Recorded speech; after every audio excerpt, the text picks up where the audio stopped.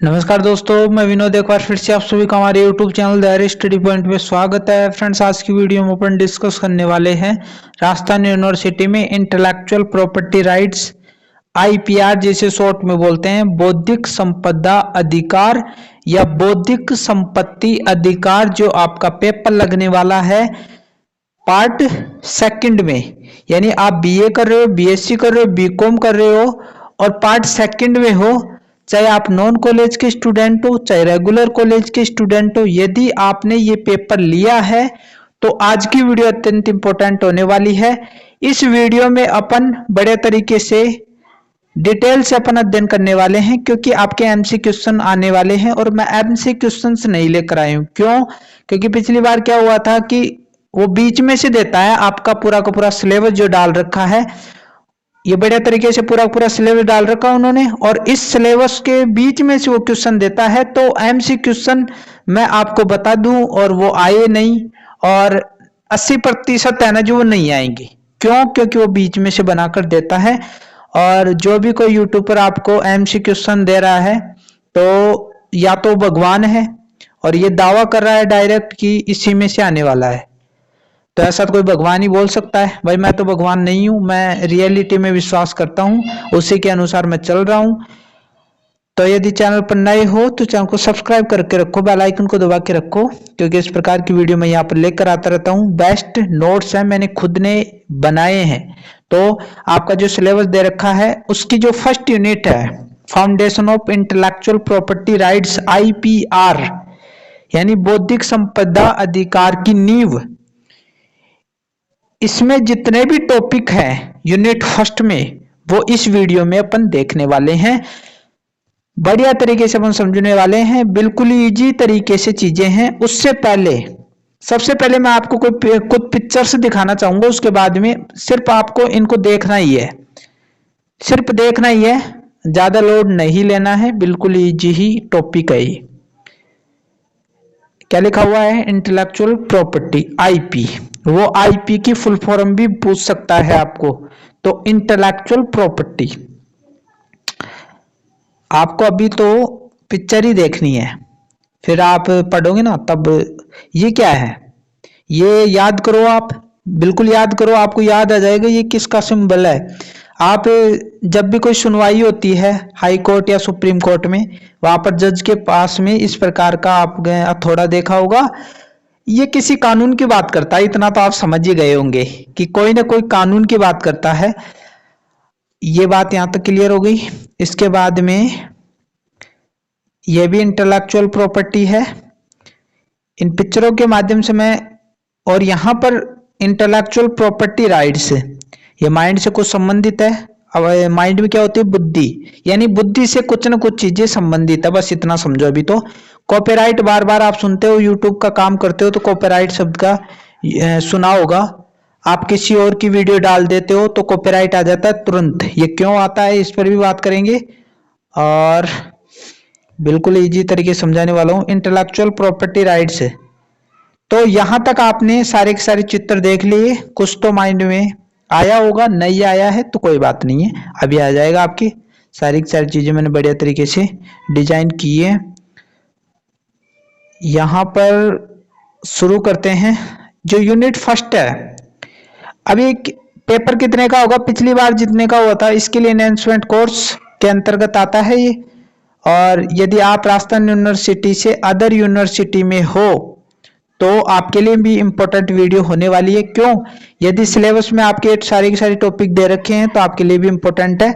Non college के स्टूडेंटों को 50 अंकों का पेपर होने वाला, 50 क्वेश्चन आएंगे MC क्वेश्चन। रेगुलर स्टूडेंटों का आपको सबको पता है 40 अंकों का पेपर होता है, 40 क्वेश्चन आने वाले हैं।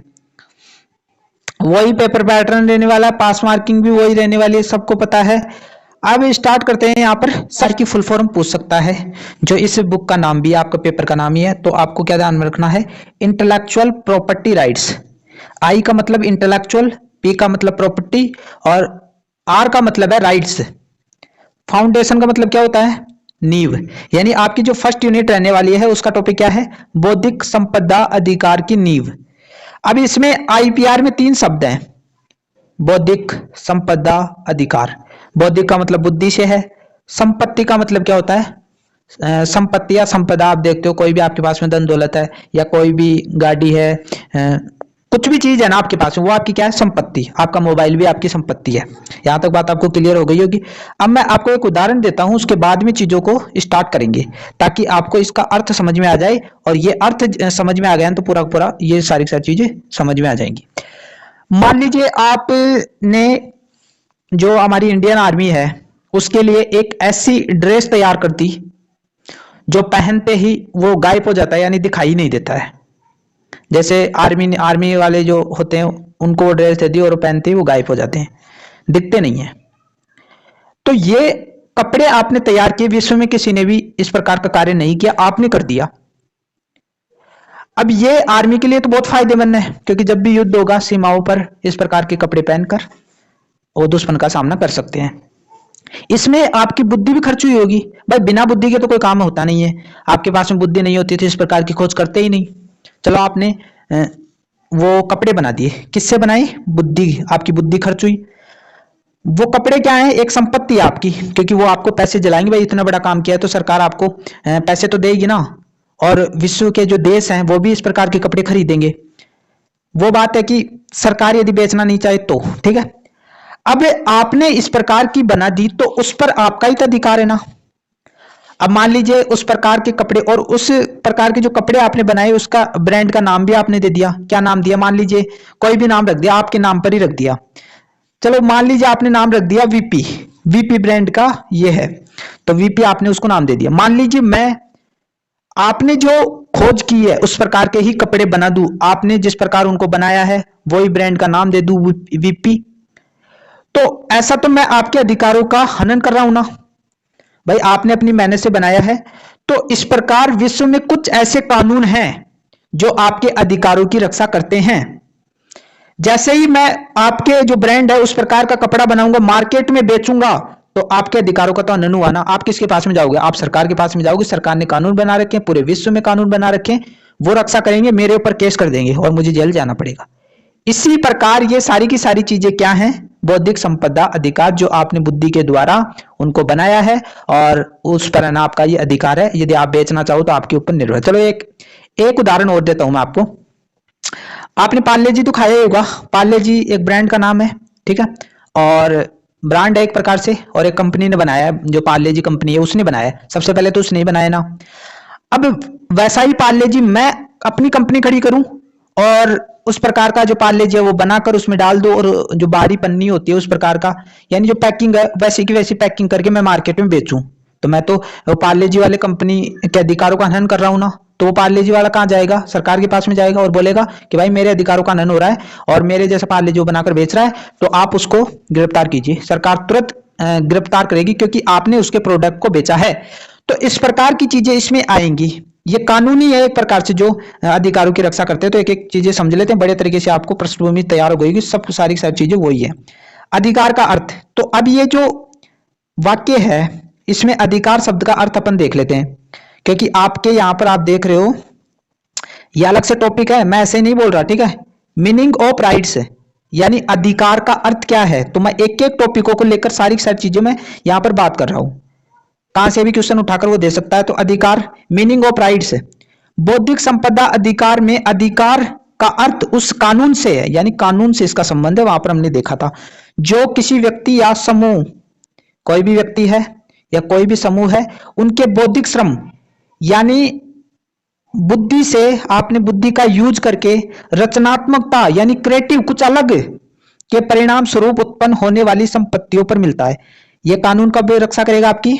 जब आपने अपनी बुद्धि का यूज करके कुछ अलग बनाया है। जिस प्रकार आपने कपड़े बना दिया आर्मी के, वो आपकी संपत्ति है और कोई और बेच रहा है, तो उसकी रक्षा करने के लिए कानून बनाए गए, वही क्या है? अधिकार है। यहां तक बात आपको क्लियर हो गई होगी। इसमें विचार, नवाचार, विचार का मतलब थॉट है। भाई आपने आर्मी के कपड़े बना दिए तो वो एक विचार ही तो था। जितनी भी खोजें होती हैं, जितने भी आविष्कार होते हैं, जैसे कोरोना चला, वैक्सीन बना दी, एक विचार ही तो था। विचार से पता लग जाता है, बुद्धि बता देती है कि भाई इसका हल है ना जो यही है। तो विचार, नवाचार, कुछ अलग। कला यानी कोई आर्ट का निर्माण कर दिया, साहित्य के क्षेत्र में कोई पुस्तक लिख दी, वो बुद्धि से ही तो लिखी ना आपने। संगीत, आप गा रहे हो, कुछ संगीत के क्षेत्र में कुछ ऐसा गाना लिख दिया आपने जैसे काका ने लिखा था ना, काले जली वासी सिकीनी कुड़ी, दूर दूर जावे मेरे काले रंग तू, तो इस प्रकार का गाना उसने अलग लिख दिया ना। उस प्रकार का गाना है ना और कोई नहीं गा सकता, यदि और कोई चलाता है, यानी वैसा का वैसा गाना यूट्यूब पर कोई डालता है ना, तो वो उस पर कॉपीराइट और सरकार के द्वारा उसको गिरफ्तार भी करवा सकता है। डिजाइन कोई चीज या कोई ब्रांड का नाम यूज ले रहा है, जैसे पार्ले जी का नाम मैं यूज लेकर बेच रहा हूं, यदि बेच रहा हूं ना तो मेरे ऊपर केस हो सकता है। पेटेंट, ट्रेडमार्क, ये सारी की सारी चीजें है ना जो संपत्तियां आपके अधिकार हैं। ठीक है, यहां तक बात आपको क्लियर हो गई होगी। इसके बाद में दूसरा टॉपिक इसी यूनिट में आईपीआर। अब मैंने शॉर्ट में लिख दिया है ना, बार बार उस चीज को नहीं लिखूंगा। आईपीआर का मतलब आप समझ जाना, बौद्धिक संपदा अधिकार में बौद्धिक का अर्थ। अब एक एक का अर्थ में ले रहा हूं और इसमें ऐसे दे भी रखा है ना, यहां पर आप देखोगे इसमें इसका अर्थ मैं यहां पर बता रहा हूं आपको। Meaning of intellectual in IPR, बौद्धिक संपदा अधिकार में बौद्धिक शब्द का अर्थ मानसिक या मानसिक क्षमता से लिया गया। अब इस प्रकार के क्वेश्चन एमसी क्वेश्चन बना दे वो कि बौद्धिक संपदा अधिकार में बौद्धिक शब्द का अर्थ किससे लिया गया है, तो ऑप्शन 4 डाल दे, फिर क्या करोगे, तो आपको डिटेल से इसको पढ़ना ही होगा। तो बुद्धि का सीधा संबंध तो आपको पता है मानसिक यानी मन से है। ठीक है, इसमें व्यक्ति के सोचने, समझने, कल्पना करने और रचनात्मक कार्य करने की क्षमता सम्मिलित होती है। भाई बुद्धि के द्वारा हम सोचते हैं, किसी चीज को समझते हैं, कल्पना करते हैं, तभी तो कोई आविष्कार होता है। मान लीजिए कोई क्रिएटिव कर दी, कोई रचना कर दी जिस आज तक किसी ने नहीं बनाया है, तो ये सारी सारी क्षमता हमारी बुद्धि के अंदर ही तो होती है। जब मानसिक श्रम के कारण किसी विचार, आविष्कार या अन्य किसी प्रकार की रचना होती है तो उसे बौद्धिक संपत्ति माना जाता है। यानी आपने मस्तिष्क का यूज करके कोई चीज बना दी तो वो क्या यानी बुद्धि के द्वारा बनाई गई है, बुद्धि की उपज है वो, तो उसे क्या बोलेंगे, बौद्धिक संपत्ति। जैसे शॉर्ट में क्या बोलते हैं, आईपी। ये पूछ सकता है आपको, आईपी की फुल फॉर्म पूछ ले, वो क्या भी कुछ भी पूछ सकता है। जैसे यहाँ पर एग्जांपल ले लेते हैं, आपने एक पुस्तक लिखी तो आपकी बुद्धि यूज नहीं हुई क्या उसमें, ऐसे तो हर कोई लिख देता, लेकिन आपने कोई यूनिक पुस्तक लिख दी। ये पुस्तक क्या है, ये आपकी बौद्धिक संपत्ति है, यानी आपने बुद्धि की है ना, जो बुद्धि का यूज करके उसका निर्माण किया है। इसके बाद में देखो फुल फॉर्म पूछ सकता है वो, आईपीआर, इंटेलेक्चुअल प्रॉपर्टी राइट्स, तो ये फुल फॉर्म आपके पूछ सकता है वो। इसके बाद में आपके यूनिट फर्स्ट में तीसरा टॉपिक आ रहा है आईपी की विशेषता। सीधा टॉपिक दे रखा है, आप बढ़िया तरीके से उसमें भी देख लोगे। यहां पर पहला जो इसके अंदर विशेषता है कि आईपी यानी इंटेलेक्चुअल प्रॉपर्टी, बौद्धिक संपत्ति की विशेषता यहां पर लिखी हुई है। अमूर्त संपत्ति यानी बौद्धिक संपत्ति एक अमूर्त संपत्ति है जो कभी हमारे सामने दिखाई नहीं देती है। अब ये अमूर्त का मतलब क्या होता है, जो दिखाई नहीं देती है। जैसे मान लीजिए ईश्वर कभी दिखाई देते हैं हमारे को, तो वो अमूर्त है। उसी प्रकार बुद्धि हमारे को क्या दिखाई देती है, क्या नहीं दिखाई देती बुद्धि। तो बुद्धि के द्वारा जो निर्मित वस्तुएं हैं, क्या वो दिखाई देंगी क्या, यानी बुद्धि के द्वारा जो वस्तुएं हैं, यदि बुद्धि ही अमूर्त है तो बुद्धि के द्वारा निर्मित संपत्ति भी अमूर्त ही मानी जाएगी। पहली विशेषता तो ये हो गई। दूसरी, वो इस प्रकार पूछ सकता है कि बौद्धिक संपत्ति की विशेषता निम्नलिखित में से नहीं है। 3 चीजें पूछ ली, 3 चीजें यानी तीनों ऑप्शनों में विशेषता डाल दी, चौथे ऑप्शन में और कुछ डाल देगा वो। तो इस प्रकार क्वेश्चन आएंगे। कानूनी सुरक्षा प्राप्त, बौद्धिक संपत्ति को जैसा कि हमने ऊपर बात की है कि कानून के द्वारा उनकी सुरक्षा की जाती है। बौद्धिक संपत्ति को राष्ट्रीय और अंतरराष्ट्रीय कानूनों द्वारा सुरक्षा प्राप्त की जाती है। यानी आपका देश और विश्व की कुछ ऐसी संस्था हैं वो भी इस प्रकार की संपत्ति की रक्षा करती है। मान लीजिए आपने कोई बुक निकाल दी, मान लीजिए आपने आर्मी के, अब मैंने बताया ना भी कपड़े, जैसे बादशाह मूवी आपने देखी होगी, उसमें एक चश्मा यानी एक चश्मे की जोड़ी होती है ना, शाहरुख खान लगाता है, तो उस चश्मे को लगाते ही है ना जो बिना कपड़े का आदमी है ना दिखाई देने लग जाता है। तो वो क्या है, वो एक यूनिक चीज है। तो इस प्रकार इन चीजों की रक्षा कौन करेगा, यदि कोई उनको चुरा रहा है या कहीं बेच रहा है इस प्रकार की चीजों को, तो आप सरकार के पास में जा सकते हो कि भाई ये चीजें हो रही है, आप संभाल लो, फिर वो अपने आप ही संभाल लेगी। तीसरी विशेषता है नवाचार, यानी कुछ नया, रचनात्मकता, कुछ क्रिएटिव, बार बार सब सुनते हो, कुछ यूनिक चीज बना दी जो आज तक किसी ने भी नहीं बनाई, को बढ़ावा देता है। भाई जब इस प्रकार की चीजों की सरकार रक्षा करेगी तो ज्यादा से ज्यादा लोग खोजे करेंगे, ज्यादा से ज्यादा लोग उस चीज को करना चाहेंगे, ज्यादा से ज्यादा पैसे कमाना चाहेंगे। इस प्रकार की खोज होती है तो आपको पैसे मिलते हैं, तो बढ़ावा तो मिलेगा। बौद्धिक संपत्ति का अधिकार लोगों की रचनात्मकता और नवाचार को प्रोत्साहन देता है, अर्थात यह रचनाकारों को आर्थिक लाभ भी देता है। आर्थिक लाभ भी देगा। रचनाकार का मतलब जिसने कोई वस्तु बनाई है उसको आर्थिक यानी पैसे भी मिलेंगे, मिलते हैं भाई। अलग छोटा मोटा काम थोड़ी है। आपने कोई खोज कर दी, मान लीजिए कोरोना वैक्सीन उस टाइम जिसने बनाई थी, क्या उसको पैसे नहीं देगी सरकार? ऐसे टाइम में उसने कुछ यूनिक काम किया था। तो इंटेलेक्चुअल प्रॉपर्टी आपको सही बढ़िया तरीके से समझ में आ गई होगी। आपने में उस टाइम मैंने चित्र इसलिए दिखाया था आपको, सारी की सारी चीजें आपको रिपीट हो रही होंगी। यहाँ पर आगे चलते हैं। बौद्धिक संपत्ति जो है उसकी चौथी विशेषता यहाँ पर है सीमित अवधि।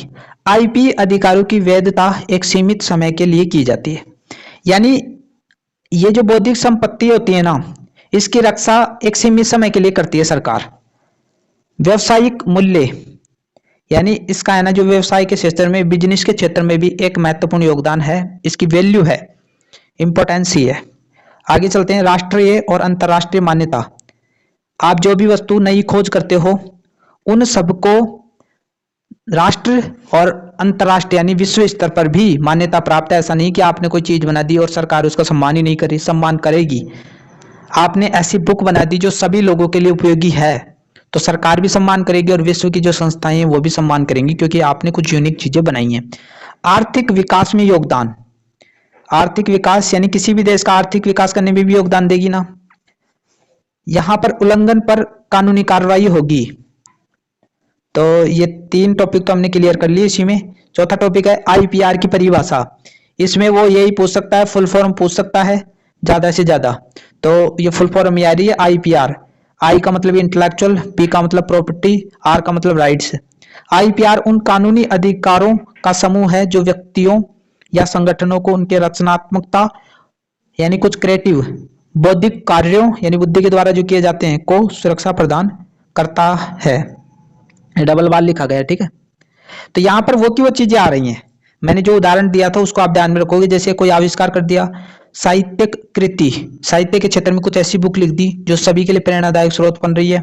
जैसे कलात्मक रचना, प्रतीक, कोई सिंबल आपको ऐसा यानी कुछ सिंबल आपने क्रिएटिव बना दिया है। जैसे मान लीजिए मेरे चैनल का लोगो है, यदि आप अपने चैनल के लिए यूज करते हो इस लोगो को, क्योंकि मैंने खुद नहीं बनाया, मेरी बुद्धि लगी है, तो कॉपीराइट तुरंत आ जाएगा। और कॉपीराइट आएगा, ये जो यूट्यूब पर है ना आपकी, वो चैनल ही नहीं चलेगा। तो इस प्रकार का आप नहीं बना सकते क्योंकि ये मेरा प्रतीक है। जैसे कोई नाम, मैंने दैरिया स्टडी पॉइंट नाम रखा है, इस ऐसा का ऐसा नाम आप यूज नहीं ले सकते बड़े स्तर पर। जैसे आपने पार्ले जी का उदाहरण मैंने दिया था, तो पार्ले जी का जो ब्रांड है ना उसको वैसा का वैसा यूज नहीं ले सकते हो। डिजाइन, जैसे पार्ले जी मैंने उदाहरण दिया था, उस वस्तु की जो डिजाइन कर रखी है, जो प्लास्टिक उसके जो लगा रखी है डिजाइन, जैसे पार्ले जी लिखा हुआ है, एक लड़की का चित्र है, उस प्रकार की चीज आप नहीं कर सकते क्योंकि वो किसी का और का है, किसी की और की बौद्धिक संपत्ति है। व्यापार से संबंधित गुप्त जानकारी भी कोई लीक कर रहा है तो उसके संबंध में भी अधिक रक्षा करेगा। यहां पर अगली विशेषता है, विशेषता नहीं है, अगला टॉपिक है, ठीक है। विशेषता तो हमने कंप्लीट कर ली है। आईपी द्वारा दिए गए अधिकार। अब इसमें अपन बात करेंगे कि आईपी द्वारा कौन कौन से अधिकार दिए जाते हैं, ठीक है। Rights granted by IP. IP के तहत व्यक्ति या समूह को निम्नलिखित अधिकार दिए जाते हैं। क्या क्या अधिकार दिए जाते हैं वो भी अपन देख लेते हैं। पेटेंट का अधिकार, एक आविष्कारक जिसने आविष्कार किया है को उनके आविष्कार पर एक विशिष्ट समय के लिए विशेष अधिकार मिलता है।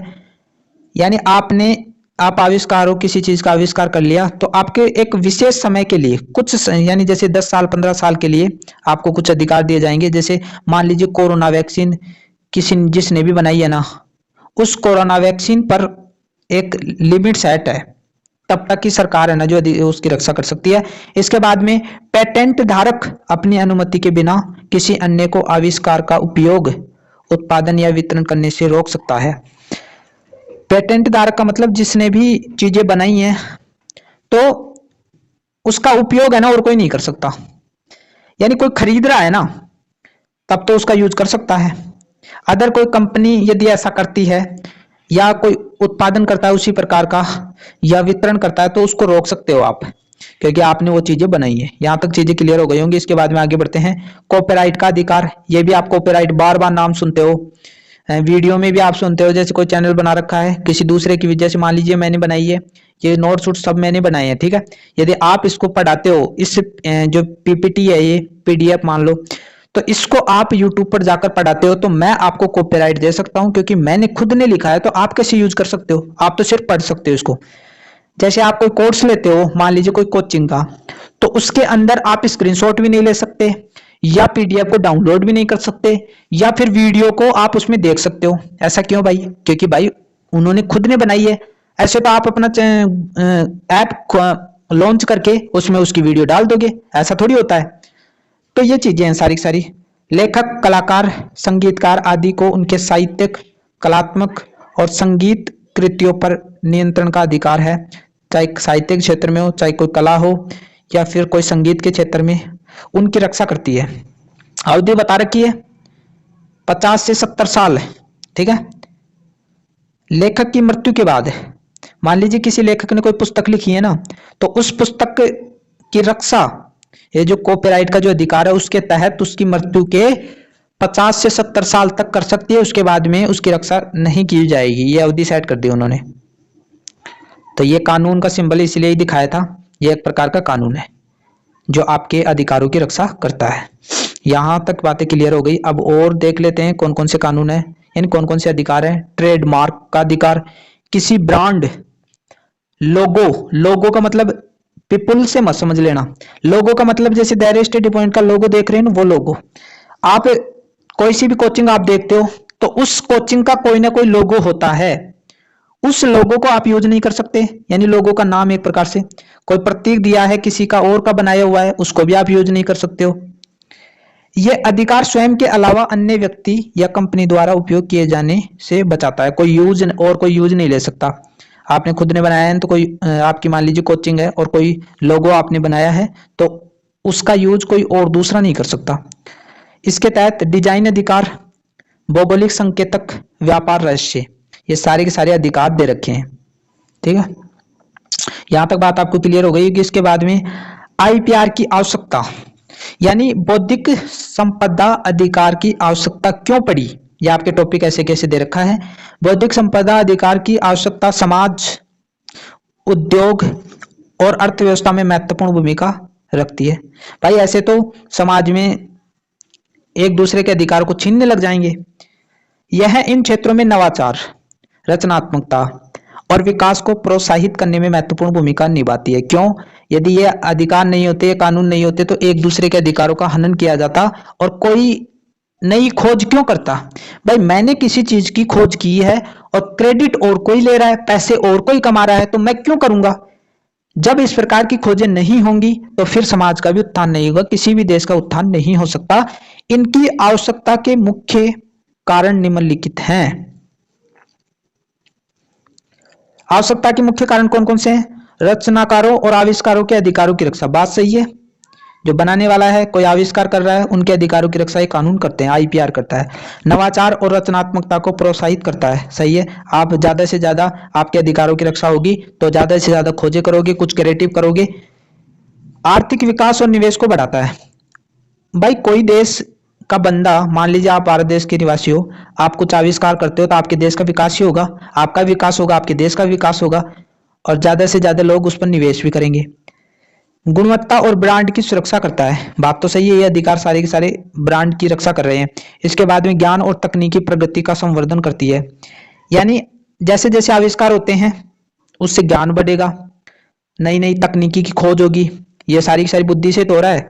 यदि आपके अधिकारों की रक्षा ही नहीं होगी तो आप हताश होकर बैठ जाओगे, भाई मैं तो नहीं कर रहा खोज वोज, क्योंकि मेरे को कुछ मिलता ही नहीं है और मैं क्यों करूं। इसके बाद में संस्कृति और रचनात्मक उद्योगों का विकास करती है, उद्योगों के क्षेत्र में भी नई नई चीजें आती है। इसके बाद में न्याय संगत प्रतिस्पर्धा, प्रतिस्पर्धा इस प्रकार बनती है कि भाई पड़ोसी वाले लड़के ने कुछ नया कर दिखाया तो आप भी कुछ नया करोगे। तो इस प्रकार प्रतिस्पर्धा एक प्रकार से लग जाती है, होड़ लग जाती है। इसके बाद में वैश्विक व्यापार को सुगम बनाना, ठीक है, ये सारी की सारी चीजें इसमें आ जाएंगी। इसके बाद में आगे बढ़ते हैं, अगला टॉपिक देखते हैं, बौद्धिक संपदा का अर्थशास्त्र यानी इकोनॉमिक्स ऑफ आईपी। आईपी का अर्थशास्त्र मुख्य बौद्धिक संपदा के आर्थिक पहलुओं को संदर्भित करता है। यानी जो आईपी है ना, वो आर्थिक क्षेत्र से जुड़ा हुआ है। इसमें इस बात पर ध्यान दिया जाता है कि बौद्धिक संपदा का निर्माण, प्रबंधन, संरक्षण और उपयोग किसी अर्थव्यवस्था पर प्रभाव डालता है। बात तो सही है। आईपी के अर्थशास्त्र में निम्नलिखित पहलुओं पर ध्यान दिया जाता है। कौन कौन से पहलुओं पर ध्यान दिया जाता है इसमें? पहला है बौद्धिक संपदा का मूल्यांकन होता है इसमें। नवाचार और अनुसंधान, अनुसंधान का मतलब खोजे को प्रोत्साहित यानी प्रोत्साहन करता है। इसके बाद में अर्थव्यवस्था पर प्रभाव डालता है। बात तो सही है, नई नई खोजें होंगी तो प्रभाव यानी विकास होगा, जिससे अर्थव्यवस्था प्रभावित होगी। इसके बाद में ये वो कि वो सारी चीजें हैं, ये सभी की सभी चीजें मैंने बढ़िया तरीके से दिखा दी थी। जब आपने वीडियो देखना स्टार्ट किया था तो आपको ऐसा लग रहा था कि यार क्या महाभारत है। अब आपको इजी लग रहा होगा सब कुछ। मुक्त बाजार और प्रतिस्पर्धा का अध्ययन, ये प्रतिस्पर्धा है ना, जो मैंने थोड़ा गलत लिख दिया, ठीक है, आप सही कर लोगे, ठीक है, ऐसा आएगा तो आप बढ़िया तरीके से इसको सही कर लोगे। तो प्रतिस्पर्धा को बढ़ाता है, आपको पता है, अंतरराष्ट्रीय व्यापार, आईपी, आईपी के अवैध उपयोग और प्रभाव। इसके बाद में नया टॉपिक स्टार्ट होता है इसी में, आईपी यानी बौद्धिक संपदा प्रणाली के विकास के पीछे कानूनी आधार और तर्क। यानी इस प्रकार की चीजें हों, इसके विकास के लिए कौन कौन से कानून जिम्मेदार हैं और तर्क कौन कौन से, ये पूरा पूरा आपका टॉपिक है, आप देख लेना, उसमें आसानी से आप देख लेना, ठीक है। कानूनी आधार कौन कौन से हैं? संपत्ति का अधिकार, बौद्धिक संपदा को एक प्रकार की अदृश्य संपत्ति माना गया है। बात तो सही है, दिखाई नहीं देती है, दिखाई देती है कि आपकी बुद्धि से कोई चीज आपने बनाई तो दिखाई नहीं देगी। जिस तरह बौद्धिक संपत्ति पर अधिकार होता है, उसी तरह व्यक्ति को उनके विचारों, रचनाओं और नवाचारों पर अधिकार प्रदान किया गया है। ये संपत्ति का अधिकार आपने संविधान में भी पढ़ा होगा। अब बौद्धिक संपत्ति का मतलब यहाँ पर क्या है भाई? आपके पास में कोई भी जमीन है, मान लीजिए आपके पास में गाड़ी है, आपके पास में मोटरसाइकिल है, आपके पास में फोन है, आपकी खुद की है, तो आपका उस पर अधिकार है। यदि कोई छीनता है, मान लीजिए आपकी जमीन पर कोई कब्जा कर लेता है, तो आप पुलिस में जाकर केस कर सकते हो। लेकिन बौद्धिक संपदा है, वो भी तो एक संपत्ति है ना, वो भाई दिखाई नहीं देती, लेकिन आपकी बुद्धि से आपने अर्जित की है।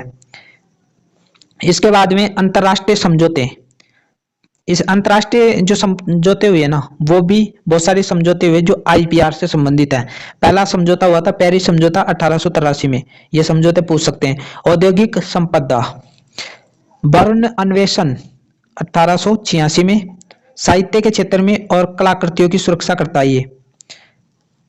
WTO और टिप्स समझौता, ये 1995 में हुआ था। ये विश्व स्तर पर हुए हैं, जो आपकी रक्षा करते हैं, आपकी बौद्धिक संपत्ति की रक्षा करते हैं। राष्ट्रीय कानून, यानी जो भारत देश है उसके अंदर भी बहुत सारे कानून लाए गए हैं इससे संबंध में। यहाँ पर भारतीय पेटेंट अधिनियम 1970 आया। इसके बाद में कॉपीराइट अधिनियम 1957 को आया। ट्रेडमार्क अधिनियम 1999 को आया। यहाँ पर आप देखोगे ना, ये नाम आप देख रहे हो, पेटेंट अधिनियम, आपने फोटो में देखा है, अभी मैं दिखा देता हूँ, मैंने दिखाई भी था आपको। ये क्या है? कॉपीराइट अधिनियम, ये भारत के लिए आए हुए हैं। ट्रेडमार्क अधिनियम, पेटेंट अधिनियम, ये सारे के सारे अधिनियम, और ये किसके लिए लाए गए हैं? आपकी बौद्धिक संपत्ति की रक्षा करने के लिए। यहां तक बात आपको क्लियर हो गई होगी, सारी चीजें मैंने बढ़िया तरीके से समझा दी है। इसके बाद में तर्क क्या क्या है? पहला है नवाचार और रचनात्मकता को प्रोत्साहन, प्रतिस्पर्धा को प्रोत्साहन, अर्थव्यवस्था में योगदान देता है ये, उपभोक्ता सुरक्षा, ये सारी चीजें करता है। सामाजिक लाभ और न्याय और संतुलन, यदि ये नहीं होते तो लोगों को न्याय नहीं मिलता, संतुलन भी नहीं होता, एक दूसरे की संपत्ति को छीनते। तो इस प्रकार की चीजें हैं सारी सारी, ये चीजें मैंने बढ़िया तरीके से आपको समझाई दी। इसके बाद में अंतर्राष्ट्रीय बौद्धिक संपदा व्यवस्था के कानूनी सिद्धांत। अब इससे रिलेटेड अंतर्राष्ट्रीय स्तर पर कुछ कानून भी हैं, यानी कुछ सिद्धांत है, ठीक है, ये पूरा पूरा देख लेना आप। इसके अंदर टिप्स जो आया था, यानी टिप्स का परिचय आपको देखना है। टिप्स क्या था, इससे रिलेटेड वो क्वेश्चन बनाकर दे देता है, शॉर्ट क्वेश्चन। इसकी फुल फॉर्म पूछेगा सबसे पहले तो टी का मतलब क्या है, ट्रेड। इसमें जो आर है उसका मतलब है रिलेटेड एस्पेक्ट्स ऑफ। आई का मतलब क्या है, इंटेलेक्चुअल। पी का मतलब है प्रॉपर्टी। आर का मतलब है राइट्स। यानी मैंने ये जो टिप्स लिखा हुआ है इसको ही खोला है और इसकी फुल फॉर्म पूछेगा वो। यहां पर फुल फॉर्म पूरी की पूरी लिख दी है मैंने। Trade related aspects of intellectual property rights, बौद्धिक संपदा अधिकारों से संबंधित व्यापार पहलू। ठीक है, तो यहाँ पर ये सारी चीजें हैं, इसको आप ध्यान में रखना। ये कैसे पूछ सकता है वो। टिप्स का परिचय। टिप्स विश्व व्यापार संगठन का एक समझौता है। यानी ये जो टिप्स है ना, वो WTO जो है ना, उसके द्वारा निर्मित किया गया है। इसको शॉर्ट में क्या बोलते हैं, विश्व व्यापार संगठन। उसने ये लागू किया था 1995 में इसको लागू किया था। ये भी ध्यान में रखोगे। इसका उद्देश्य क्या है टिप्स का, पहला उद्देश्य है बौद्धिक संपदा अधिकार की सुरक्षा करता है। वही चीजें आ रही हैं, आपके अधिकारों की सुरक्षा की जा रही है। नवाचार और प्रौद्योगिकी हस्तांतरण को प्रोत्साहित करता है। इसके बाद में व्यापार में संतुलन बनाना, ताकि विकासशील और विकसित देशों दोनों के हित सुरक्षित रहें। ठीक है, आप जो चीज बना रहे हो उसका बढ़िया तरीके से व्यापार भी कर सकते हो, कोई चुरा नहीं सकता उसको। ये दोनों ही देशों के लिए लागू होते हैं। इसके बाद में सिद्धांत इससे संबंधित, क्षेत्रीयता का सिद्धांत, राष्ट्रीय समानता का सिद्धांत, स्वचालित सुरक्षा का सिद्धांत, न्यूनतम मानक का सिद्धांत, पारस्परिकता का सिद्धांत, संतुलन और सार्वजनिक हित का सिद्धांत, बहुपक्षीय सहयोग का सिद्धांत। तो ये सारी चीजें मैंने बड़े तरीके से समझा दी हैं। वीडियो थोड़ा लंबा हो गया है। यदि समझ, वैसे मैंने पूरी जान जोक दी है आपको समझाने में, फिर भी आपको नहीं समझ में आया, समझ में तो आया होगा। यदि फिर भी नहीं आया तो वीडियो को वापस रिपीट करके देख लेना, आपको सारी चीजें समझ में आ जाएंगी। मिलते हैं नई वीडियो के साथ। आशा करता हूँ वीडियो अच्छा लगा होगा। चैनल पर नए हो तो चैनल को सब्सक्राइब करके रखो, बेल आइकन को दबा के रखो। क्यों दबा के रखो, क्योंकि आने वाली जो वीडियो पार्ट 2 मैं उसका लेकर आऊंगा। मिलते हैं नई वीडियो के साथ। चैनल पर नए हो तो चैनल को सब्सक्राइब करना ना भूलो, बेल आइकन को दबा दो, क्योंकि इस प्रकार की वीडियो मैं यहाँ पर लेकर आता रहता हूँ। मिलते हैं नई वीडियो के साथ, तब तक के लिए थैंक यू।